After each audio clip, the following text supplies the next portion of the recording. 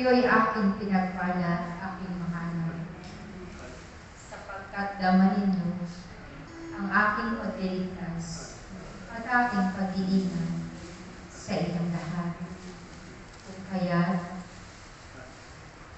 kayo, mga nakikipagtipan sa akin, naway laging taglayin ninyo ang mga ngiti sa inyong mga labi. Ako na inyong Ama, ako na Diyos, na lumikha ng lahat, ay patuloy na mag-uusap sa bawat isa sa inyong lahat. Sapagkat ang bawat isa sa inyo ay nananalangin at tumatawag sa akin. At ang bawat pakikipag-usap ninyo sa pamamagitan ng panalangin, ako'y naroon.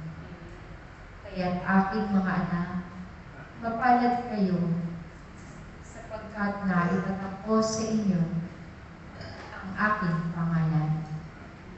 Pangalan na kung saan ito'y hindi magagawin sapagkat ang pangalan niya ay magpakailanman. Amen. Kaya't aking mga anak, kayong lagi ay magmahalan. Huwag ninyong hayaan na ang inyong mga puso ay mabahira ng galit at kasakiman, sapagkat iyan ay hindi nagmumula sa akin. Kaya naman sa bawat ating pagtitipon, kayo'y patuloy kong nililinis, sapagkat nais ko sa ating pagtitipang muli, kayong lahat ang laman ng inyong mga puso ay akong si Yahweh ang nananahan.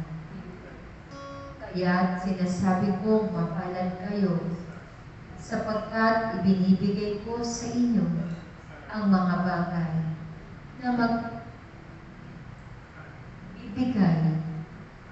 ng kapayapaan sa inyong lahat. Kaya't aking mga anak, sa inyong pananalangin, huwag ninyong kalilimutan ang inyong mga kapatid na patuloy na nangangamba, patuloy na natatakot sa mga magaganap, sapagkat ang lugar na iyon ay nababalo ng kaguluhan. Kung kaya kayong mga naririto na payapa ang kaisipan, payak ang mga buhay, nasasabi kong mapalad kayo sapagkat hindi nyo nararanasan ang malaking takot sa inyong mga puso. Ang bawat isa sa inyo ay may kanya-kanyang pasanin sa buhay. Naway iyan ay inyong mapagtagumpayan nang mayroong pag-ibig at kababaang loob upang kayo ay magtagumpay sa pagpasan ng inyong mga dalahin. Tandaan ninyo ang taong puno ng pag-ibig at pagtitiwala sa akin kailanman ay hindi mahihirapan.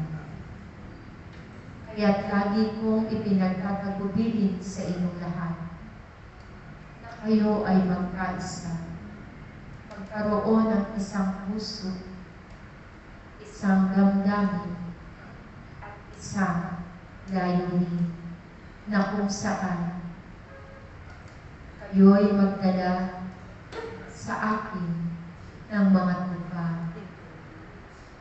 sapagkat ang mga ito ay mahalaga sa akin. Patuloy ko kayong titipunin at patuloy ko kayong pukulungin sa aking kawan, sapagkat ang kawang aking binuo ay mainam na pastulan na naririto ang kagalingan ng isipan, kapayapaan ng isipan, at gayon din ang katahimikan ng inyong kalooban, na kung saan ang puso ninyo ay payapang umiibig sa akin.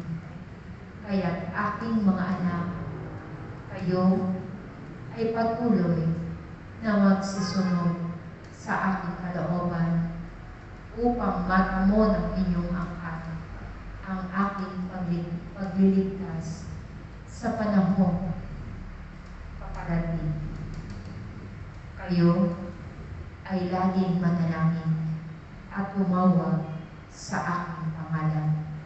Ako si Yahweh, aking mga anak, ang patuloy na magbibigay sa inyo ng kalakasan, kagalingan, at gayon din ng inyong pangangailangan sa araw-araw.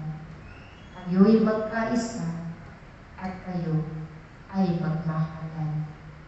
Naway ang panahong ito, kayo'y magnilay.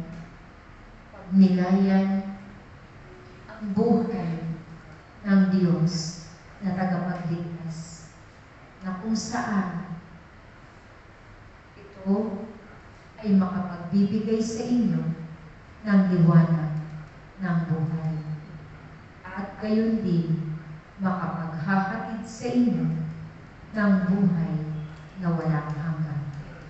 Ako si Yahweh, ang Diyos, ang simula at ang wakas.